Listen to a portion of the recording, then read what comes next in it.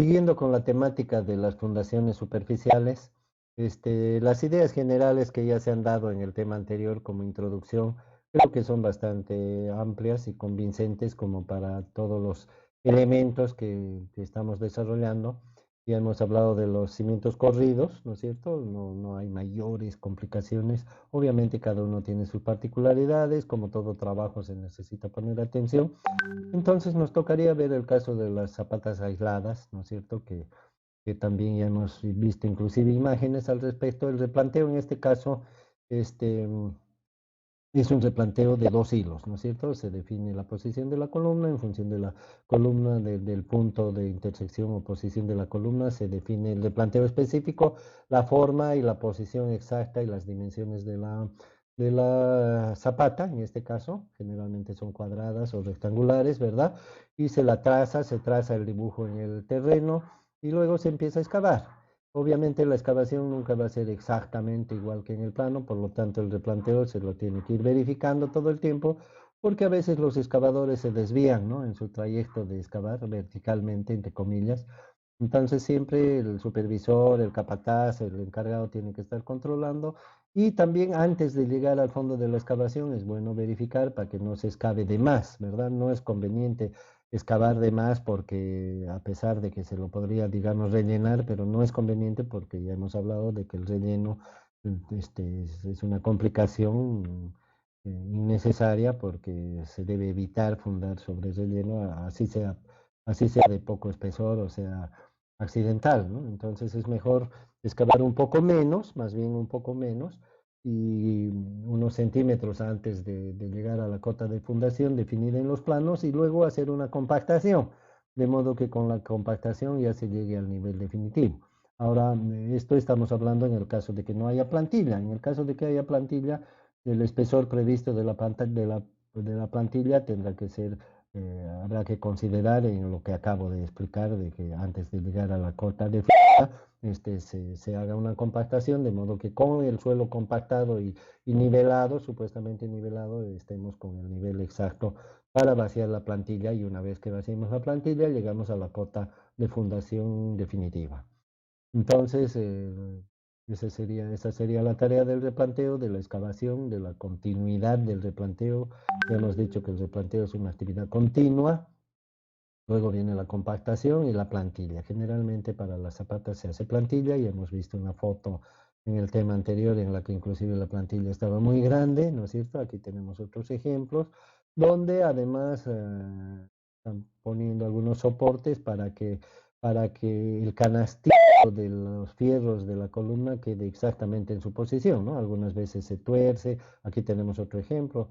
Esta pieza de madera sirve para amarrar el canastillo para que no se desvíe en ninguna dirección. Y también vemos que aquí han usado un encofrado. Fíjense, la excavación está todo dispareja, ¿no es cierto? No siempre se puede excavar como se lo traza en el terreno, está dispareja. El terreno parece que es muy deleznable acá. Se nota a la vista, está súper desigual, han tenido que hacer un encofrado. Y aquí término medio, ¿no? Tampoco está tan vertical, tan exacta. Entonces, en algunas obras no les interesa mucho y con tal de que sea más grande que que la dimensión del plano, a veces no se hacen problemas, ¿no? Pero es bueno siempre tener un trabajo pulcro en cualquier oficio, ¿no? Bien hecho, bien presentado, correcto además, ¿no? Y no empezar a desameritar la propia labor de uno, ¿no? Entonces la armadura, como ya sabemos, consta de una parrilla de barras cruzadas, como están acá. Obviamente hay que respetar lo que dice el plano. No siempre los espaciamientos en una dirección son los mismos, no siempre, aunque se supone que debería haber simetría, etcétera, pero no, no es una regla, ¿no es cierto?, inviolable de que todas las barras sean del mismo diámetro en ambas direcciones y que los espaciamientos sean parejos, aunque suele ser lo general, pero puede haber algún caso distinto, ¿no es cierto? Especialmente en zapatas rectangulares. Y la parrilla tiene que estar apoyada sobre algunos soportes que permitan el recubrimiento necesario, tanto en el fondo como en los lados. Y el vaciado generalmente se lo hace manualmente, ¿no? Pues en tres etapas. Primero la base, con espesor uniforme, luego un bollo de hormigón para hacerlo manualmente el tronco piramidal y finalmente un pequeño zócalo encima que la cabeza que ya le hemos mostrado en otro caso, pero no estaba el zócalo vaciado, sino directamente se hizo sobre el tronco piramidal. Depende, ¿no?, de cómo está el plano, hay que respetar el plano y no tiene mayor connotación en lo estructural, supuestamente, pero sí en lo constructivo y también en la apariencia y en la aceptación que debería tener o no tener por parte de la fiscalización, ¿no es cierto? Y bueno, está el canastillo también de la columna, que es una reproducción en pequeño, porque generalmente es una altura limitada. Por encima del hormigonado tiene que haber una longitud necesaria de acero de empalme, se llama longitud de empalme, para que los fierros que van a venir de la columna que se apoye encima trabajen como si fuera un solo fierro, ¿no? Como si no hubiera empalme. Son reglas de cálculo y de construcción que se tienen que cumplir. Entonces el hormigonado se hace, como hemos dicho, en tres etapas. En algunas partes o algunos constructores lo vacían como si fuera un cubo, porque es más fácil el trabajo, pero entra más hormigón, ¿no es cierto? Entonces esto es relativo. Pero es bueno siempre respetar las reglas. Acá tenemos un ejemplo de las zapatas combinadas. El replanteo es similar, ¿no es cierto? Habrá que tener cuidado con la posición de las dos columnas. Habrán seguramente dos ejes, un eje para cada columna y un eje común, que es el que comparten. La forma de las zapatas combinadas puede ser, como se ve acá en ambos casos, rectangular. También puede ser como un trapecio, ¿no es cierto? Si es que la carga de una columna es menor que la carga de la otra, entonces posiblemente en la parte de la columna de menor carga se necesita menos área.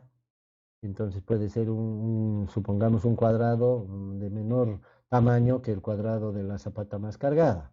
Entonces puede ser dos cuadrados de dimensiones distintas unidos, ¿no es cierto? Ese sería el dimensionamiento correcto, teóricamente correcto.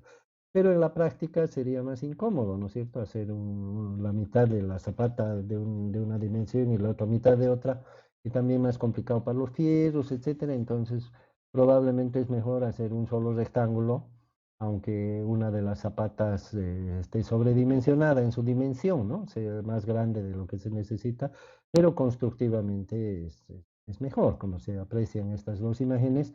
Y también podría tener la forma de un trapecio, ¿no es cierto? Para que evitar los ángulos, etcétera, también podría tener la forma de un trapecio, de modo que el lado menor corresponda a la zapata menos cargada y el lado mayor corresponda. Acá se puede ver, por ejemplo, que es una zapata grande. Comparen ustedes con el tamaño de la persona acá.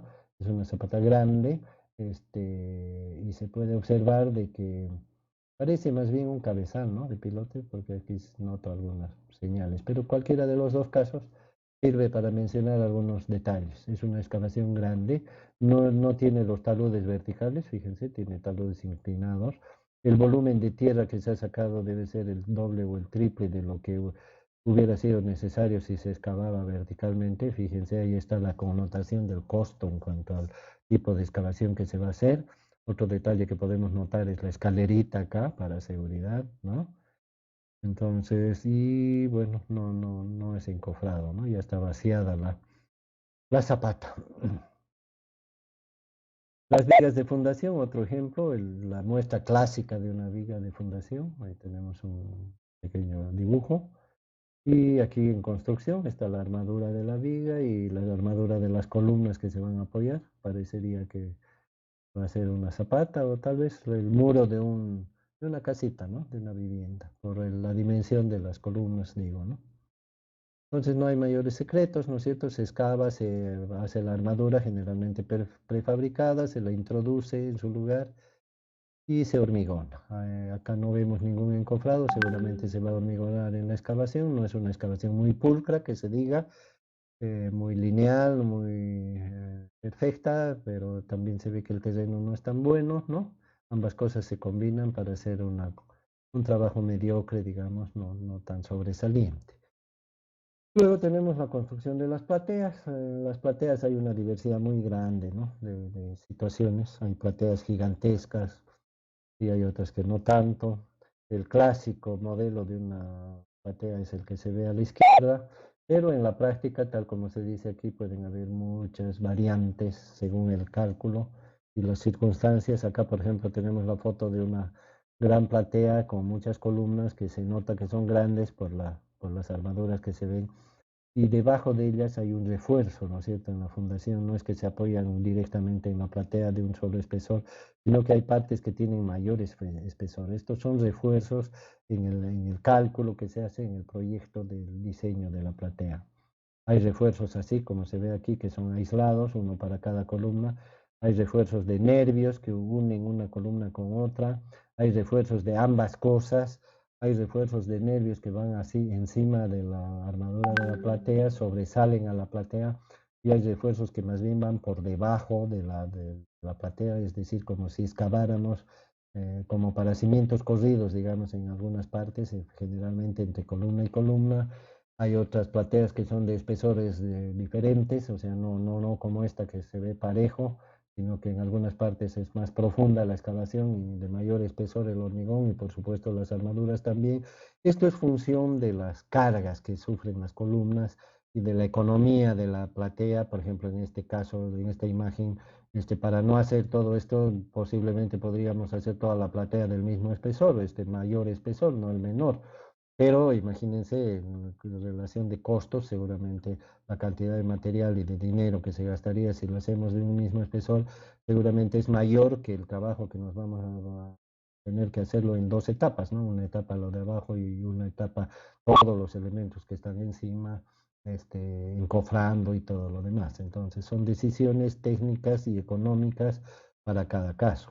Sabemos una platea, perdón, que ya está vaciada entre los tipos de plateas que estaba mencionando, también hay plateas aligeradas, como se puede ver aquí, con rellenos de piezas prefabricadas que son una especie de pelotas, ¿no es cierto?, que son vacías, huecas, por lo tanto muy livianas y que ocupan espacio para que el hormigón, el volumen del hormigón sea menor. Por supuesto que ocupan que estas esferas u objetos se colocan en lugares donde no haya cargas, ¿no? Donde no sea necesario el hormigón. Acá vemos la armadura de la platea y también vemos una armadura de refuerzos o nervios que están entre columnas, ¿no? Las columnas que se ven son bastante chicas, ¿no? Entonces la losa también parece ser relativamente pequeña. Y también tenemos un ejemplo de las losas radier, lo que se comentó en el anterior tema, que son losas, fíjense, losas de espesor muy pequeño, que están prácticamente encima del terreno. Para este tipo de construcciones, yo no la veo muy bien esta imagen, el terreno debería tener una pendiente hacia abajo, ¿no? Probablemente tuvieran que hacer eso, porque una lluvia y el agua se mete debajo. De hecho, aquí estamos viendo aparentemente un espacio, ya está la losa no está tan apoyada sobre el terreno, ¿no es cierto? Y obviamente se tiene que apoyar bien. Ya están las instalaciones listas, fíjense, entonces tiene ductos, tiene todo, pero el terreno la losa debería estar vaciada en la parte alta de un terreno. Mínimamente el terreno debería trabajarse aquí, estar bien rellenado a los costados, en lo posible la losa estar dentro del terreno, ¿no es cierto? No encima y a los laterales del terreno tener pendiente hacia afuera, pero no bajo la losa, como se ve acá. Una lluvia y esto se erosiona, imagínense que ya haya una casa construida aquí, se va a ir erosionando, se va a debilitar, se raja la losa, se rompe, no se ve si tiene armadura o no. Si no tiene, obviamente va a resistir menos, y si están los muros, todo, bueno, adiós la solución, la probable solución. Acá tenemos otro ejemplo donde se puede apreciar lo liviano de la construcción, ¿no es cierto? Los paneles de acero galvanizado, que son huecos, como se puede ver, están fijados primero en la primera etapa con clavos, en el pavimento, en el hormigón, en la losa radier que decimos, y luego se atornillan, ¿no es cierto? Se refuerzan o se ponen anclajes también, son distintos métodos para fijar estos paneles en el terreno. Luego cada uno de estos paneles que son prefabricados se unen entre sí en las esquinas, como se puede ver, y encima de esto se colocan las cerchas para la estructura del techo, que son similares, ¿no? Huecas. Luego se pone un revestimiento exterior, externo, hay revestimientos externos especiales. ¿Cuál la diferencia de un revestimiento externo con uno interno? Que los revestimientos externos tienen que tener durabilidad frente a las condiciones climáticas, ¿no es cierto? Porque van a estar expuestas al sol, al viento, a la lluvia, etcétera, porque están afuera. Y los revestimientos internos, en cambio, tienen que tener una buena estética, un buen acabado y también tienen que tener ciertas características. Generalmente en medio de ambos revestimientos se coloca en todo el espacio libre que queda entre las vigas, entre los montantes, que se llaman estos aparatitos verticales, se llaman montantes, y estos horizontales se llaman soleras. En medio de estos espacios se colocan materiales de aislamiento térmico y acústico, ¿verdad? Los, lana mineral, lana de vidrio, plastoformo, que es el poliestireno expandido, o poliuretano, en fin, distintos materiales que le dan la autonomía climática, digamos, dentro, ¿no? Que sirven para ahorrar energía en el uso del aire acondicionado, de la calefacción. En países avanzados es muy importante el aspecto térmico, ¿no es cierto? En invierno siempre tiene que haber calefacción, no hay casa que no tenga calefacción, y en el verano aire acondicionado. Entonces es muy importante mantener el aislamiento térmico para el ahorro de energía, ¿no es cierto? Especialmente en los climas muy cálidos y en los climas fríos. Acá todavía no existe mucho esa prioridad, digamos, en la construcción, e inclusive tenemos edificios muy nuevos, pero que no tienen ninguna aplicación, con ninguna complementación térmica, ¿no es cierto? Se siguen construyendo de ladrillo hueco, las ventanas de vidrio, metal, de vidrio, con vidrios, de estructura metálica o de madera, etcétera, sin ningún concepto de aislamiento térmico ni acústico. En el caso de los edificios de apartamentos, condominios, etcétera, no se puede hacer mucha bulla, ¿no? Porque el vecino se molesta.